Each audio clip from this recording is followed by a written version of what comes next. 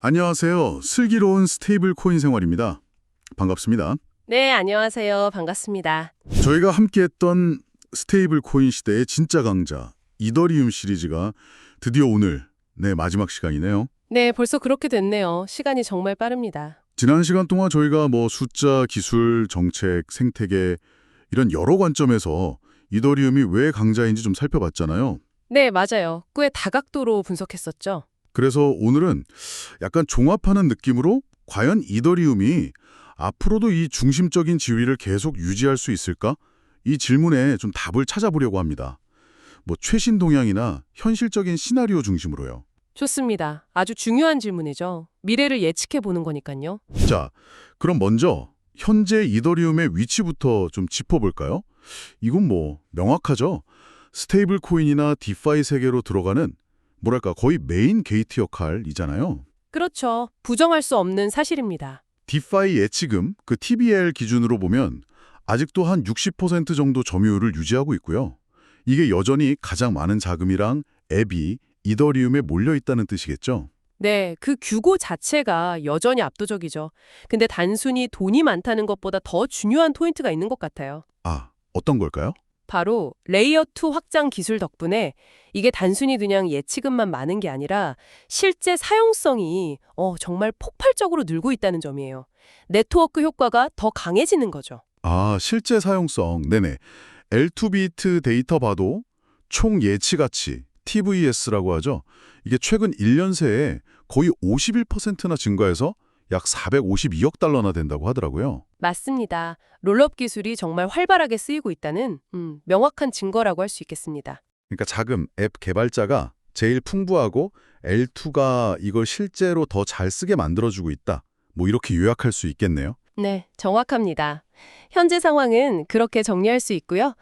자, 그럼 이제 미래를 결정할 요인들, 특히 기술 로드맵을 좀 자세히 들여다볼 필요가 있겠는데요. 네, 기술 로드맵이요. 자료를 보면 팩트라, 하드포크가 상당히 중요해 보입니다. 여기서 주목할 만한 게 몇 가지 있는데요. 네, 어떤 것들이 있죠? 우선 EIP770이라는 게 있어요. 이게 뭐냐면 개인 지갑, 그러니까 EOA가 잠시 스마트 컨트랙트 지갑처럼 작동할 수 있게 해주는 거예요. 그게 사용자한테는 어떻게 좋은 건가요? 예를 들어 우리가 앱을 쓸 때 여러 단계를 거쳐야 하는 작업들이 있잖아요. 승인하고 실행하고 이걸 한 번의 트랜잭션, 한 번의 서명으로 처리할 수 있게 해줘서 사용자 경험, UX가 어마어마하게 좋아질 수 있습니다. 지갑이 훨씬 똑똑해지는 셈이죠. 아, 훨씬 간편해지겠네요. 그럼 스테이블 코인 보낼 때도 예를 들어 앱에서 수합하고 바로 전송하는 걸 한 번에 할 수도 있고 그런 건가요? 네, 그런 시나리오가 가능해지는 거죠. 지금은 토큰 사용 승인 따로, 실제 전송 따로 이렇게 해야 할 게가 많은데 그걸 하나로 묶을 수 있다는 겁니다. 와, 이건 정말 체감이 크겠는데요. 네, 그럴 것으로 기대하고 있습니다. 그리고 또 팩트라에는 EIP7251이라는 것도 포함되는데요. 이건 검증자 스테이킹 상한을 기존 32이더에서 2048이더로 확 늘리는 거예요. 32에서 2048로요? 엄청나게 늘어나네요. 이건 왜 하는 거죠? 운영 부담을 좀 줄여주려는 목적에 큽니다. 검증자를 여러 개 돌릴 필요 없이 하나로 합칠 수 있으니까요. 이게 네트워크 안정성에도 긍정적인 영향을 줄 수 있고요. 아, 운영 효율화랑 안정성 향상. 그렇군요. 네. 그리고 부분 역사 만료라는 기능도 논의 중인데 이건 좀 오래된 불필요한 과거 데이터를 정리해서 노드 운영 부담을 줄여주는 겁니다.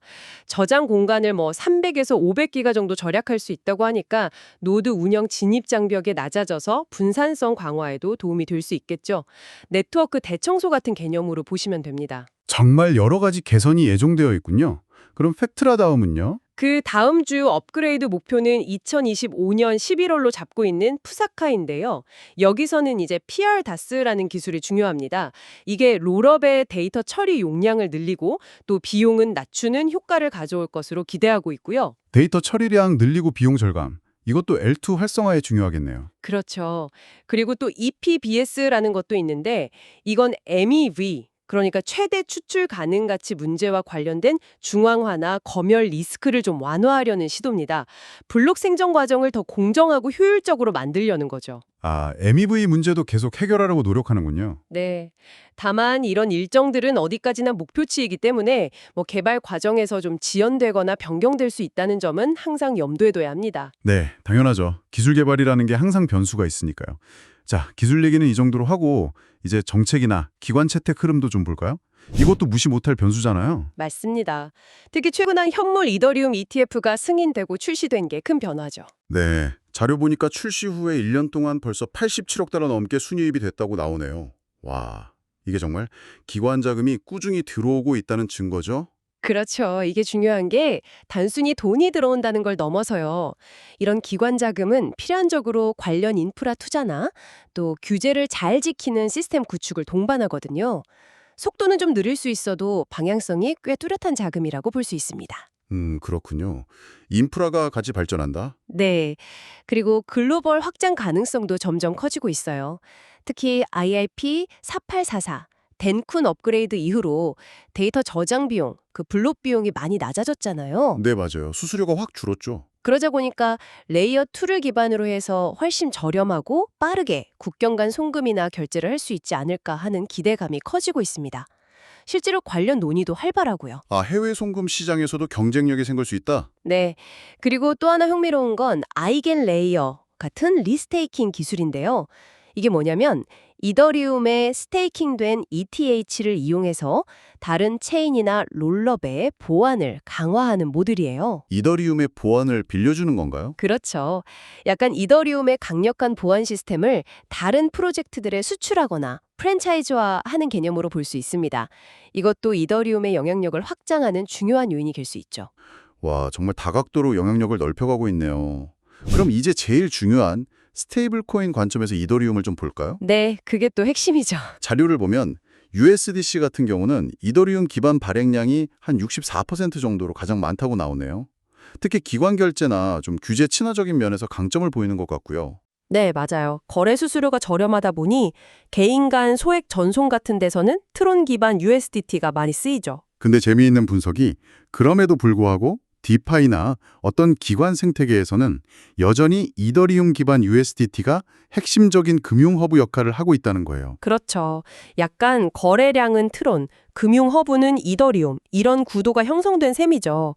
대규모 자금이 움직이거나 복잡한 금융 상품과 연동될 때는 여전히 이더리움의 신뢰도와 인프라가 중요하게 작용하는 겁니다. 그렇군요. 발행량 숫자만 볼 게 아니네요.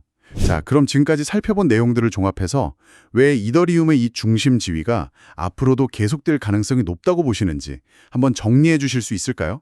네, 몇 가지 이유를 들 수 있을 것 같은데요. 첫째는 역시 기술 진화의 지속성입니다. 아까 말씀드린 것처럼 L2 확장, 덴쿤 업그레이드, 그리고 앞으로 나올 팩트라, 푸사카 같은 업그레이드를 통해서 계속해서 성능 개선하고 병목 현상을 해결하려고 노력하고 있잖아요. 마치 도로를 계속 넓히고 신호체계를 개선하는 것처럼요. 네, 끊임없이 발전하고 있다는 점. 둘째는 기관 수요의 관성이라고 할 수 있을 것 같아요. 이미 ETF 등을 통해서 기관들이 이더리움 생태계에 발이 들였고 관련 인프라나 규제 준수 프레임워크가 구축되고 있잖아요. 그럼 기관들은 아무래도 좀 더 익숙하고 리스크 관리가 용이한 환경을 계속 선호할 가능성이 높습니다. 아, 한 번 들어온 기관들이 쉽게 빠져나가진 않을 거다. 그렇죠. 그리고 마지막 세 번째는 뭐니 해도 강력한 네트워크 효과입니다. 이미 가장 많은 앱, 가장 많은 개발자, 가장 풍부한 유동성을 가지고 있는데 레이어 2 기술이 이걸 더 빠르고 저렴하게 이용할 수 있도록 도와주고 있거든요. 이건 정말 무시 못할 경쟁 우위죠. 기술, 기관, 네트워크 효과. 이 세 가지가 핵심 동력이군요. 알겠습니다. 근데 당연히 좋은 점만 있는 건 아니겠죠. 자료에도 리스크 요인들이 언급되어 있던데요. 네, 물론입니다. 어떤 기술이나 플랫폼도 리스크 없는 완벽한 건 없으니까요. 가장 눈에 띄는 건 역시 수수료랑 속도 경쟁인 것 같아요. 솔라나나 트론 같은 다른 체인들이 계속 저렴한 비용이랑 빠른 처리 속도를 내세우고 있잖아요. 특히 소액 결제나 자주 거래하는 경우에는 이게 확실히 매력적일 수 있겠죠. 맞습니다. 특히 고빈도 거래나 소액 결제 시장에서는 이더리움 L1의 수수료가 여전히 부담스러울 수 있고 L2라 하더라도 다른 L1들과의 경쟁은 계속될 겁니다. 그리고 정책이나 규제 불확실성도 빼놓을 수 없죠. 뭐 미국뿐만 아니라 주요국들에서 어떤 규제가 나오느냐에 따라서 생태계 전체가 영향을 받을 수 있으니까요. 네, 규제는 항상 큰 변수입니다. 특히 스테이블 코인 관련 규제는 직접적인 영향을 줄 수 있고요.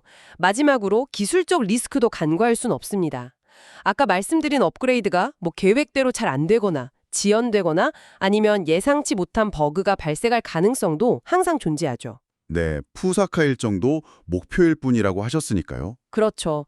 모든 계획에는 약간의 불확실성이 따르기 마련입니다. 자, 그럼 이 모든 기회 요인과 리스크 요인을 다 고려했을 때 앞으로 이더리움의 미래는 어떤 시나리오로 그려볼 수 있을까요? 크게 보면 한 세 가지 정도로 나눠볼 수 있을 것 같아요. 첫 번째는 가장 긍정적인 시나리오인데 현재의 중심 지위를 계속 유지하거나 오히려 더 확대하는 겁니다.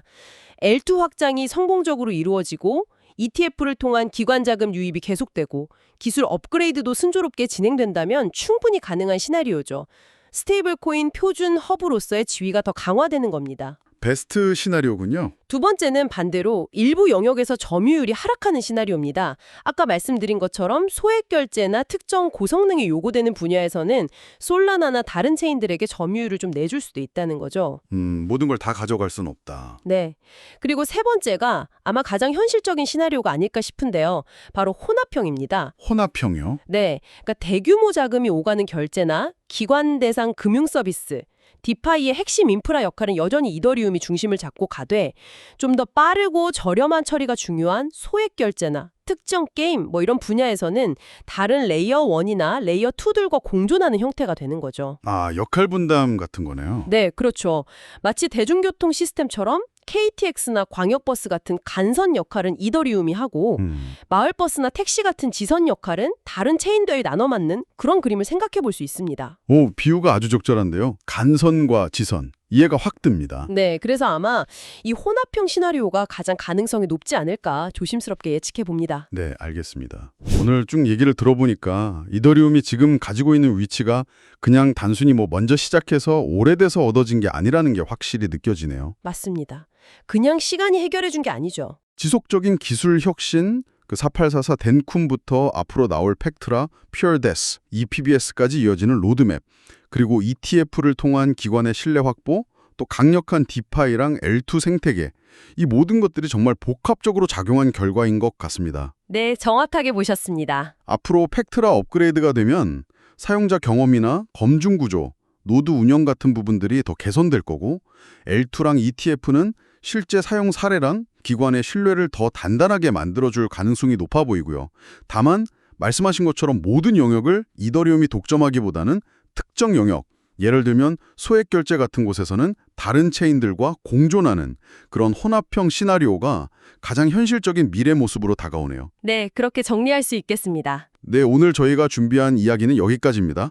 긴 시간 동안 스테이블 코인 시대의 진짜 강자 이더리움 시리즈에 함께해 주셔서 정말 감사합니다. 네, 들어주셔서 감사합니다. 저희 다음 시리즈에서는요. 이더리움 외의 다른 블록체인들, 뭐 예를 들어 솔라나나 앱토스 같은 체인들이 또 어떤 전략으로 미래를 준비하고 있는지 오늘 살펴본 것과 같은 관점에서 한번 비교 분석해 드릴 예정이니까요.